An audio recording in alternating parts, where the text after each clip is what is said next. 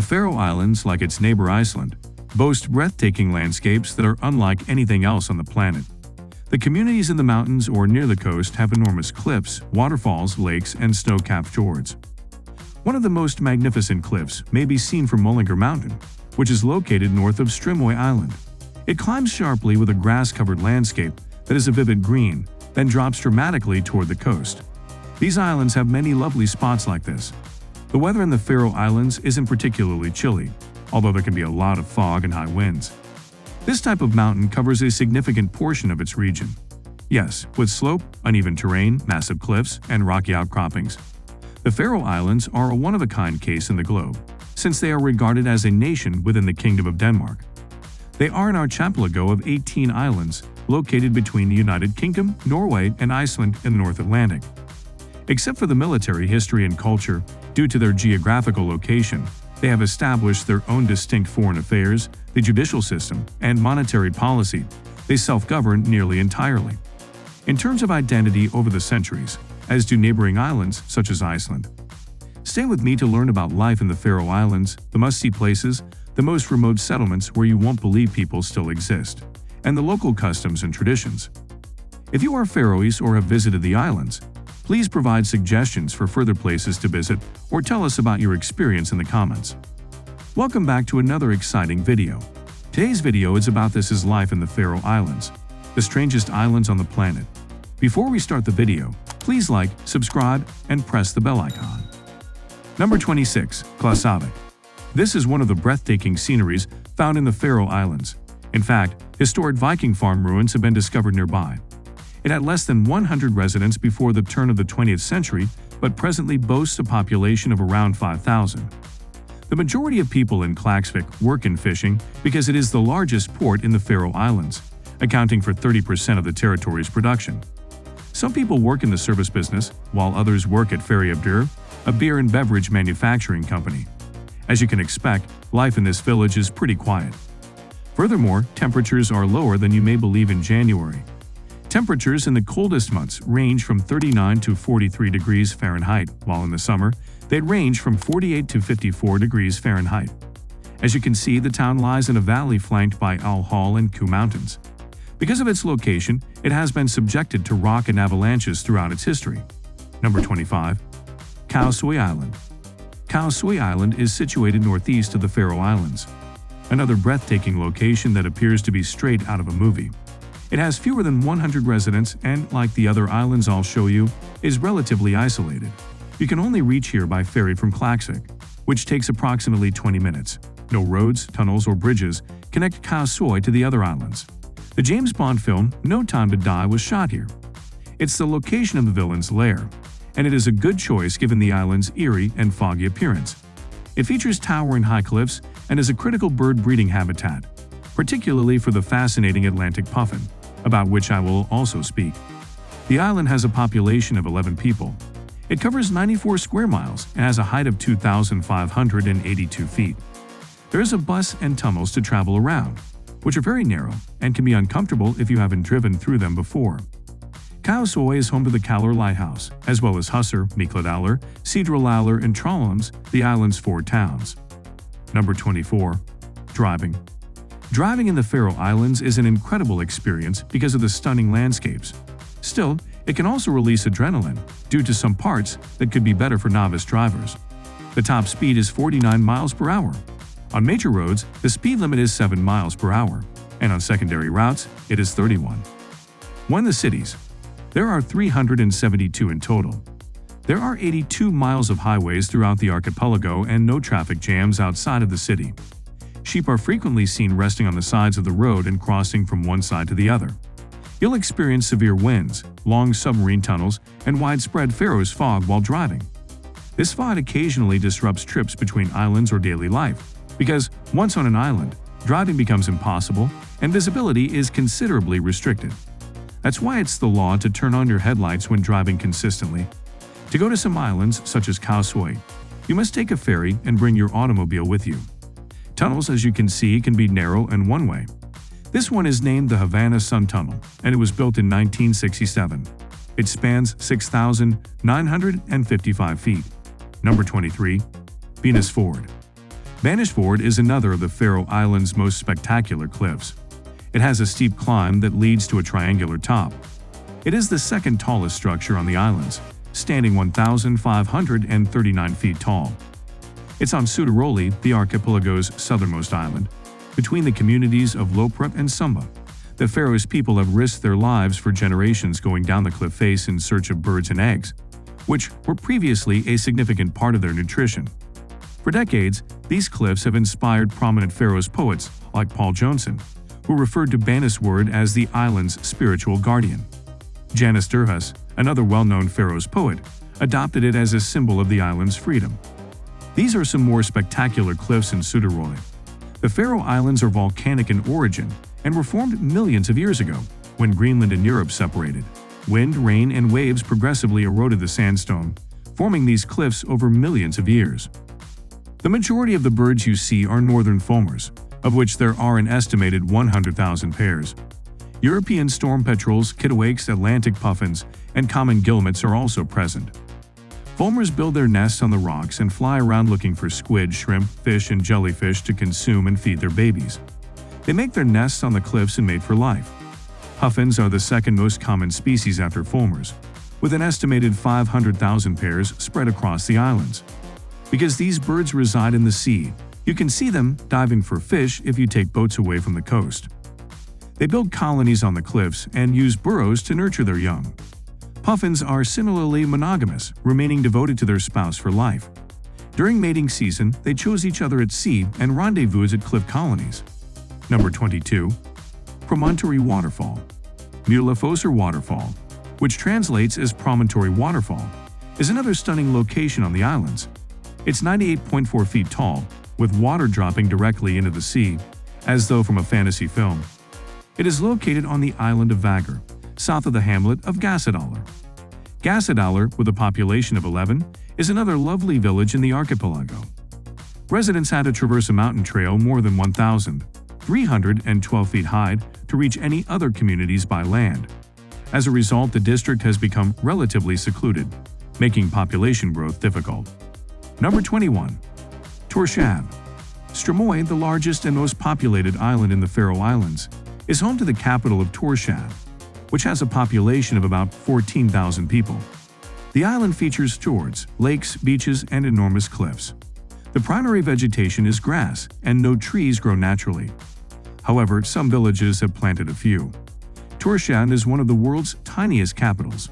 Many people rely on fishing, and you can hire boats to catch cod, sharks, plaices, and other species. Small buildings with grass roofs and lanes suggestive of sailors or fishermen in movies can be found here.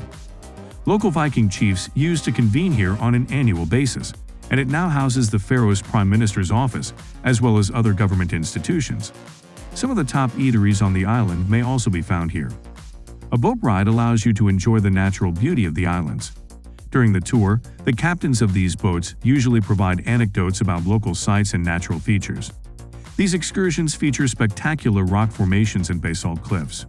Number 20. Kivik.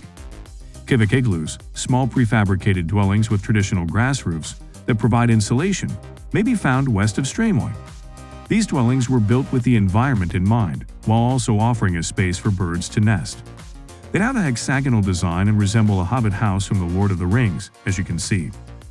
Number 19. Estuary. The estuary is the second largest island in terms of size and population. It is exceedingly mountainous, with 66 individual peaks, including Slidaratindur, the island's highest point at 2,887 feet. On a clear day, you may view Iceland's largest glacier, Vatnajökull, from here. The estuary is home to the lovely seaside hamlet of Lervik, which has a population of less than 1,000 people, and Fuglafjordur, also known as the Bird Fjord. Number 18. Northern Lights. The Northern Lights can be seen in the Faroe Islands, in addition to the breathtaking scenery. Although it is not the best location in the world, due to its southern latitude, the best time to visit is in the winter, from November to February, on clear evenings with cold temperatures, particularly below zero.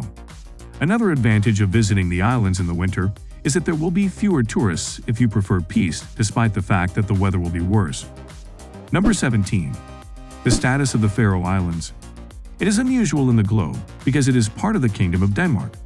This archipelago was colonized in the 10th century by Nordic Viking migrants.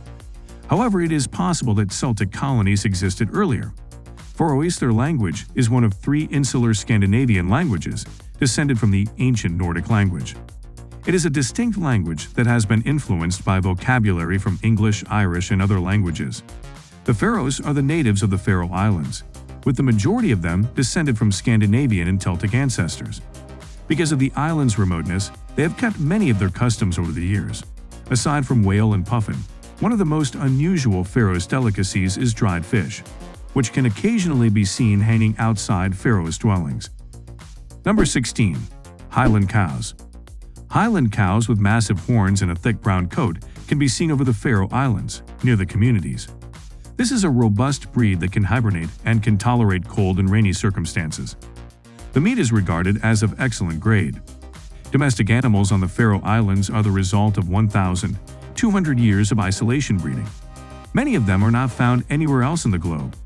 The Faroes pony or horse is a small and powerful animal that stands 45 to 49 inches tall, work-friendly and cold-resistant.